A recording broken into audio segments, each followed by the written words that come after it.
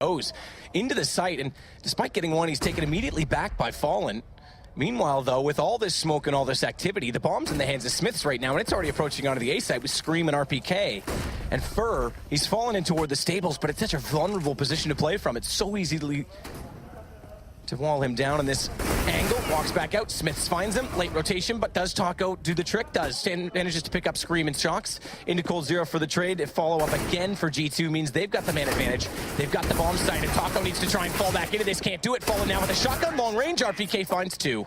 That's showing you one of the key strengths of G2 at the moment. Their mid-round calls, it's not so much the set pieces at the start to working great tactics. They know how to read the game very well. They took away a lot of vision with those smokes towards that upper platform on the start, had a lot of attention towards that side of the map, left Shocks there in a decent position as well. His teammates had already got towards middle, like he said, Fur, stuck behind the stables area, couldn't really do much about it, and that's what makes G2 such a powerful unit. They have the strong, skilled players as well as Shocks, a very experienced player at the helm. So good round from G2, and has actually broken the economy of SK Gaming here. It's not too bad. They will be able to buy up next round, but was actually might not be the best by far. Fallen knows they've got up middle. Good shot through smoke, though. Finds Smiths. Slows down the first attacker, but it's body to take further. That's an M4 down on top of balcony, and Shocks gets Fallen trying to retreat. This is suddenly getting interesting because they're getting very, very aggressive. G2 and Scream. He finds Taco. FNX commits through the vent, does catch him off, but still it's a man advantage. Bomb down again for G2. Kits are on both of the remaining SK players, but Body's going to try and wait this out in behind the APC, and Shocks with the AWP, well, doesn't even really need to get inside of the fight, just wait it out late. And the amount of smoke still deployed on this A site is a problem, but Cold spots Body's shoulder, opens it up. I'm not quite sure that he did spot Shocks getting into the corner on the barrel, as he did jump across the wall, but he's got an inkling he's in this position. Good read by Shocks, though, waits and holds the angle. It's all on FNX, finds RPK with the headshot, finds him instead. Very nice call there from G2. We knew it was a partial buy, but you could see when they were very assertive of what they were doing. Like I said, they needed Fallen to miss that first shot. That happened, and they kind of stifled him towards long A. He hits one shot through the flashbang as well. Very nice stuff, but they locked him down.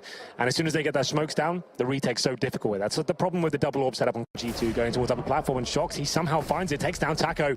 That's from drop down. Now Cold Zera up against him.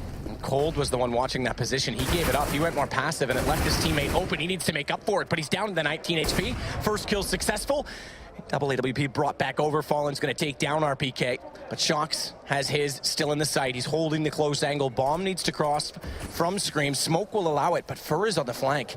And his timing, this bomb is only just going to go down when Scream tries to retreat. Fur's going to be there, but he misses the shot somehow. Scream nails him. This gives him a possibility. Shocks falls, Fallen finds it, but they know exactly where Scream is, and smartly he jumps back down. They're going to think he's retreated to play the time. Yeah. And he has a massive chance to walk around them. Fallen's looking for it. They're both considering the possibility, but there's no information to read this on, so they have to tap and bait. And Cold so low on HP. They line up. Scream's got both. That's godlike from Scream. That awareness, knowing that they saw him go towards the platform, that's a very strong position traditionally in that sort of situation. So it seemed, okay, he's definitely going to be up there. He times it to perfection. He jumps down, and he actually completely outplays him there. That's really, really nice stuff from Scream. We talk about his form right now, but that's the kind of play we normally see from the likes of... There's the usual suspects surely stepping up in big moments, but frag distribution's been even on both sides. To start this pistol round off, it's just Scream on a kit. He's playing the utility role on the CT side. Meanwhile, it's Fallen doing the same for the terrorists as they've gone for 4 armor aside from that. And the early aggression pays off again for Cold Zero. Remember, it was SK that won the first pistol. Cold this time, not Fur to start it with 2, but Scream's pulled it back. Taco's up close. Burst fire, not common, we see it. Does pay off and take down RPK, and Scream's able to fade away back to the smoke to try and go for the retake. Again, he's the one with the kit, so he needs to die in a reasonably close place to his teammate. But he's gone down at the top of the ramp, Fallen. His teammate's there. Body is already faced. He's got the information. And he tries to fight it off with the P2000 with a pop flash in. It's Taco that just pursues to push. He won't give him the space. Fast A split comes from SK Gaming. Like we said, there's many options on this map available, but that's certainly one of them. You send 2 players in towards drop down, add towards that window. If you get that control uncontested, you're in such a strong position at that point. His teammates come out towards middle, and you could see how G2 were struggling at that one. It was Shocks who was left towards long A by himself. He rotates, can't find a single frag, and it's going to be them coming out on top. Fallen, though, that was such a nice play from him. He was actually holding. Needed, and FNX will anchor that as the rest of SK try to find the picks onto the B site. Double smoke out, allows Taco to clear out toward the stairwell. Flash over as well, and he can actually look, toward tree, scream, shoulder not showing. He has the angle covered, but he's looked, there, gun barrel. Definitely saw it that time and gets the headshot. Well played from Taco. Good patience and good use of utility to put him in that position to find the pick. At this point, they know the CTs, after that second round force buy, are going to be struggling. They don't need to do too much here. This is almost a bonus round, as well. You can see Firth got the UMP in hand. They're trying to build bankroll here. Don't give anything away. Wait for that CT reaction to come in. It's a very difficult map to do that on Cobble, but it's going to come in regardless. This body trying to get that frag back. He actually lands it on Taco as well. So 4-on-4. That's exactly what they needed. And what's the response here from SK? Shot from Shock. Smiths to follow it. Good crossfire in the site. Two-man advantage.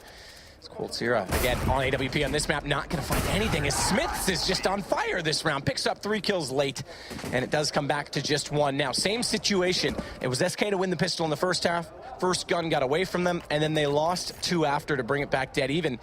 G2 has a chance to try and do the same here as the money. Yes, okay, they've got 1 more in hand, but it's not great on the SK side. Keeping so many players alive, that's why. In the shot completely, though, and Scream. He knows he's there, but he's in the open. FNX to take him down. There's low HP on 2. Finally, Smith hits a shot. Oh, and a no-scope on Taco. He's absolutely come to life behind this statue. As again, they have the man advantage, and SK has no ground at all in B. Thankfully, Fur comes in late toward drop. That'll open up something. As Smiths gets a little more vulnerable, but there's smokes behind him that's still going to give cover as Fallen takes RPK. That's traded. Bomb in the open, and Smiths 2 for 2.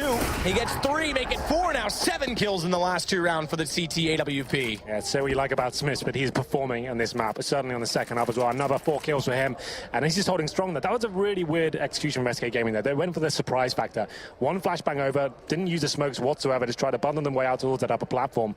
And for me, that's never really going to work out for you, especially when you know the orb's there. You're just hoping he misses that first shot, but Smith hits absolutely everything. And that brings things into 10-10, and it's broken the economy of SK as well. So Tech 9, CZs, no armor. 1 smoke in the hands of Fallen. He's also got a flashbang, but that means it's normally smoking towards connector, trying to force you out towards middle. Maybe an A split, considering that FNX is towards drop down as well, but Shocked. This is perfect. Scout goes for the jump shot. No land so far. 7 HP. Drop down. This should pretty much do it. As Scream with just a mag 7 has to rotate. He's going for the flank again. Does lend the shot with the USP, so 1 versus 2, but Cold will close it. And it's SK, the first tournament, the first game in the New Jerseys that will strike revenge against G2, who beat them a week ago. And send them to a date with the Grim Reaper. We don't know yet their opponent, but could be anyone that's still worthy. Absolutely. Really nice performance, especially in the second half of SK. They win 6 rounds in a row on the T side. We speculated before, Matt, about their economy manageable in the CT half. You could see how much G2 was struggling there. Never really got rolling. They lost both pistols in this series, and I said that was going to be a huge factor here. But to be fair, it was still tied up about 10-10. They were doing very well in that first half, winning it as well. But they just couldn't hold on towards the end. Some questionable decisions in the clutches in some of the key rounds as well. Players over-facing and not waiting for their teammates to be with them. I think that's what cost them this game.